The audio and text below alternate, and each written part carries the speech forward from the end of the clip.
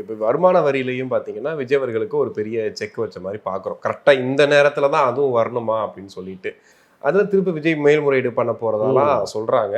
இல்ல இதே பண்ணிரலாம் அப்படின்னு. ஆனா இத ஒரு பிரச்சாரமா எடுத்துக்கிறாங்க இல்லையா? அது விஜய்க்கு மைனஸ் தானே ஆக்சுவலி. ஆமாங்க, கட்டாயமா. இது இந்த நேரத்தில் வரும்னு அவருக்கு எப்படி தெரியும்? தேர்தல் நெருங்கும் பொழுது இப்படி ஒரு வழக்க கையில் எடுத்து ஒரு தீர்ப்பு குடுக்குறாங்க. அது எதிர்பார்த்தது தான். ஏன்னா, அவரை காயப்படுத்தணும், கரைப்படுத்தணுங்கிறது தான் இன்னைக்கு இருக்கிற அதிகார மட்டத்தினுடைய வேலையா இருக்கு. இருக்குது. அப்போ இது வந்து வெளியில் வரும்போது ஒரு மிகப்பெரிய தாக்கத்தை ஏற்படுத்தும். இன்றைக்கே வந்து என்ன சொல்கிறாங்கன்னா, அரசாங்கத்தை ஏமாத்துறாரு இவரு, ஒழுங்காக வரி கட்டாத ஒருத்தர் இவரு அப்படின்லாம் சொல்கிறாங்க.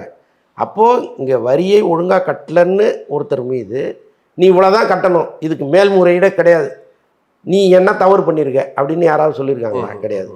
ஒரு சலுகை கொடுக்குறாங்க, நீ உன்னுடைய தரப்பு நியாயத்தை நீ மேலே போய் சொல்லலாம் அப்படின்னு சொல்லும் பொழுது நாம் வந்து அதில் முழுமையான குற்றவாளி இல்லைங்கிறது புரிஞ்சுக்க வேண்டியதாக இருக்குது.